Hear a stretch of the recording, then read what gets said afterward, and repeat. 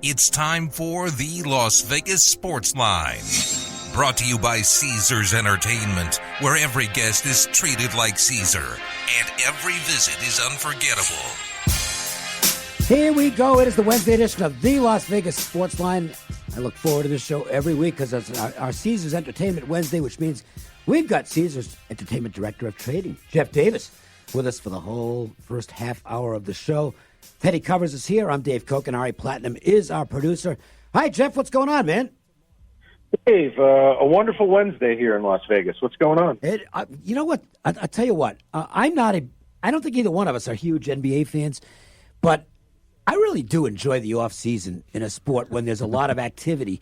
And this off season has already been just loaded as far as the NBA is concerned with, one huge deal involving the Lakers.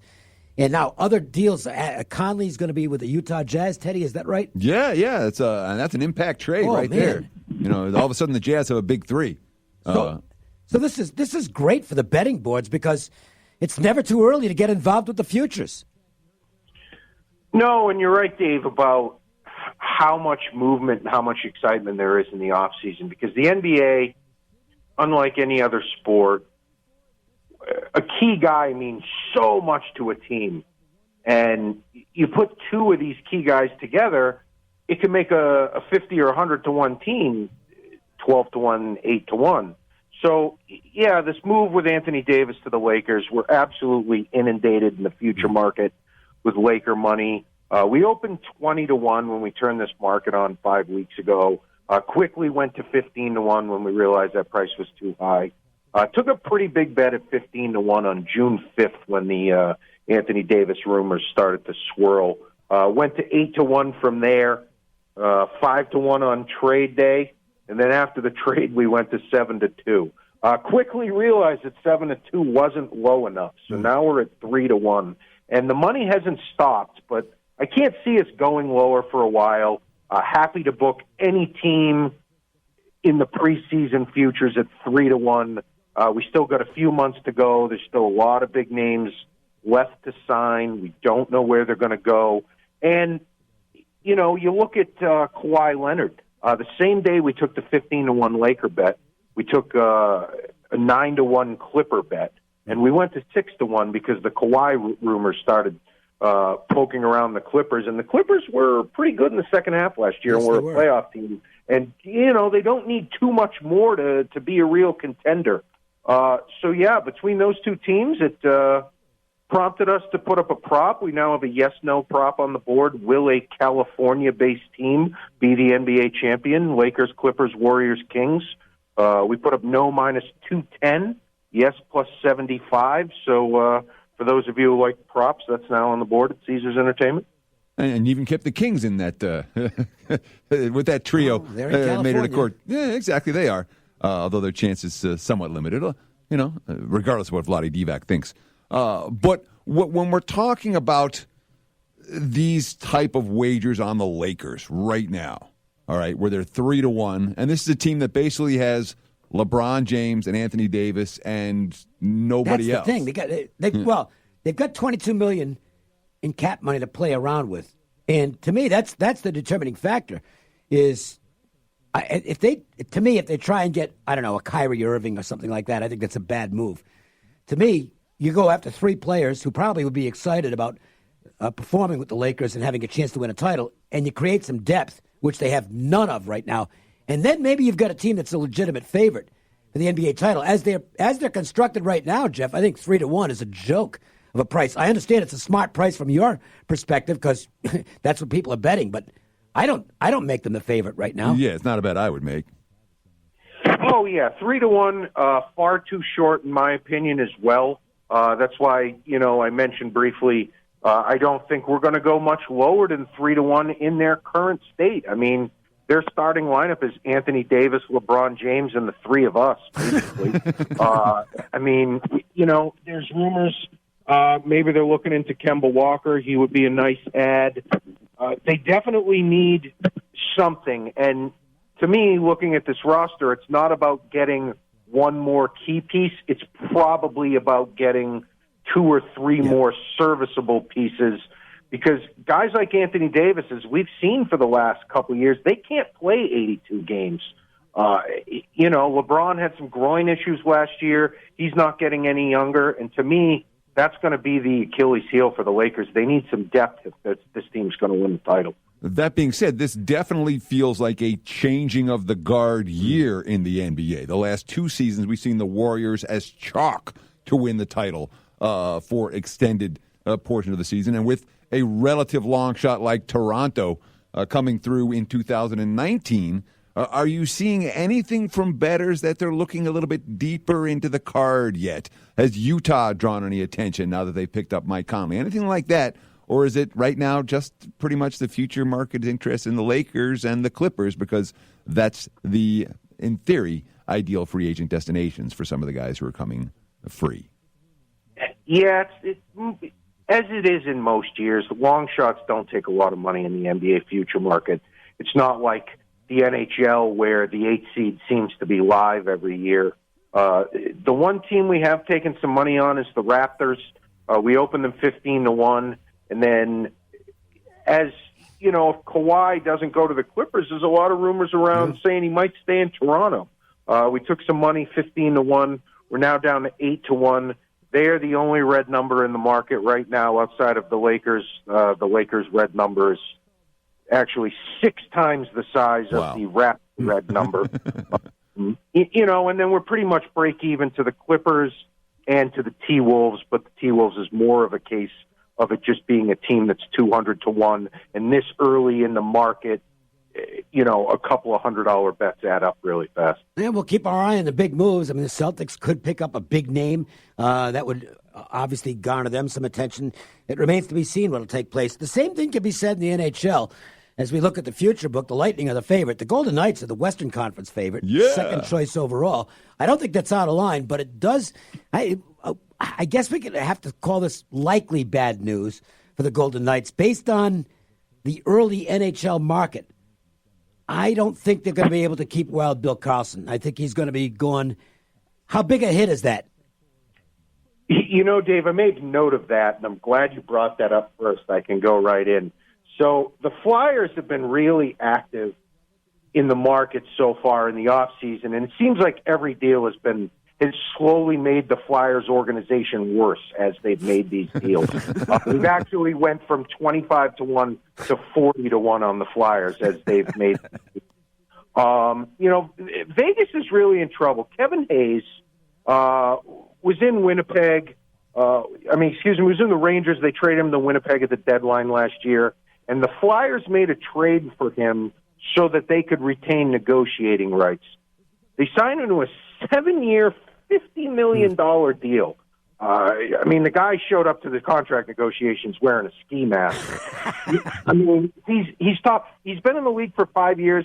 He's topped 50 points one time.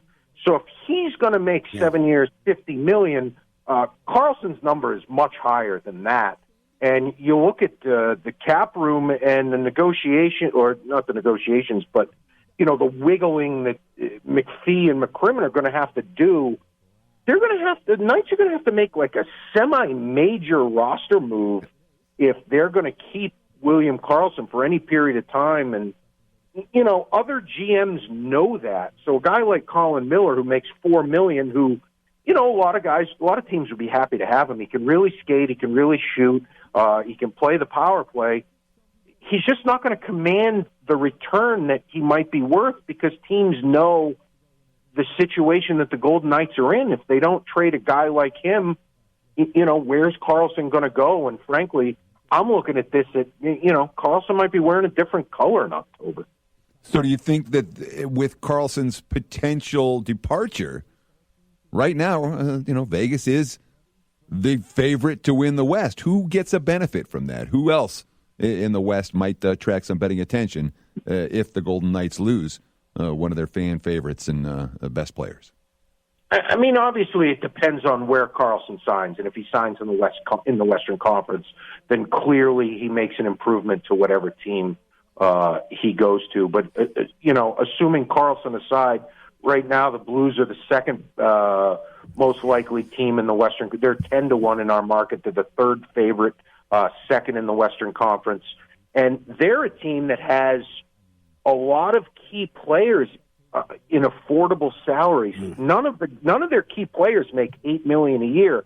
Tarasenko, O'Reilly, and Pietrangelo all make between $6 and $7.5 million, which is a very workable cap number. So, I'm not speculating that he's going to go to the Blues, but that's the way.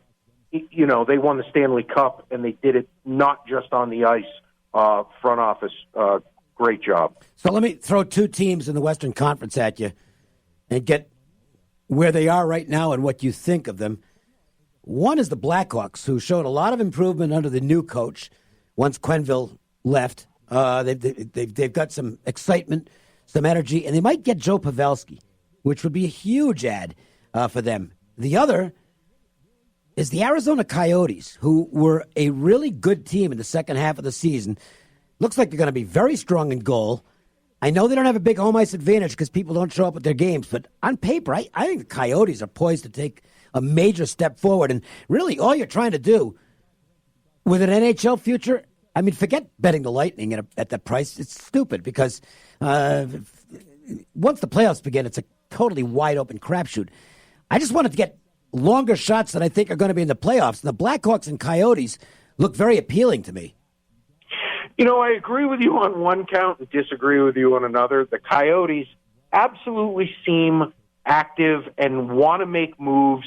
They were a very entertaining team last year. Great in puck possession, could really skate, but lacked the guy that had the ability to put the puck in the net. They need to get, you mentioned Joe Pavelski. They need a Joe Pavelski type. They need a guy that can score 35, 40 goals, can be the guy on the power play that stands in front of the net and creates havoc. And I agree with you. The Coyotes could be really good in goal, have a lot of nice pieces, and that's the one thing the Coyotes need, and I think they can afford to add. It's the question of, do they want to? Because if they add a key goal scorer, maybe, and they start to play well, maybe the fans start to show up and the home ice advantage comes into it a bit more. I look at the Blackhawks dealing 40-1, our second biggest red number in the market, and that's just always the case with Chicago money. And I think a lot of the Blackhawks' problem stems to all the big contracts they signed these veterans to a few years ago, and now they're starting to rear their ugly head a bit. This team cannot keep the puck out of their own net, and they have enough up front to where they can compete offensively with anyone. But this team, they give up seemingly 4 goals every night. If you give up 4 goals every night in the NHL, you're not going to make the playoffs. And I look at this blue line, and Brent Seabrook's making, $7.5–8 million a year, and he hasn't been a top 4 NHL defenseman in 2 years, and he's not getting any younger.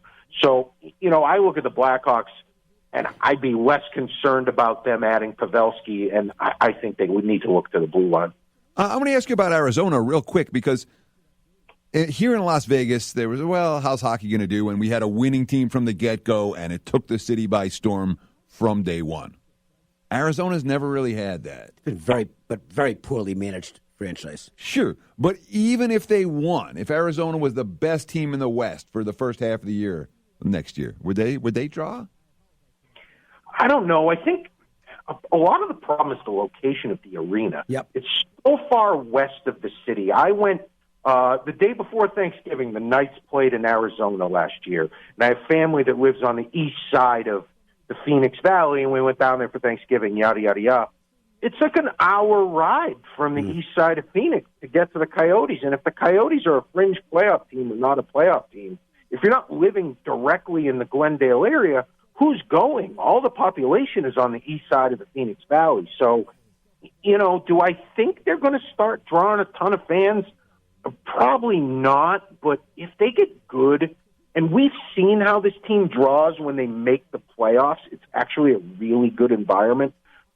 And I think that's what the city needs if they're going to be good. They have to be not a fringe team that makes the playoffs. They have to be a division contender if this team's going to draw during the regular season. Well, look, they're better off where they are than if they built a new arena and stuck it on Van Buren, nobody would go. I did it. If you know Phoenix, Oh boy. I did. I'll tell you sometime about.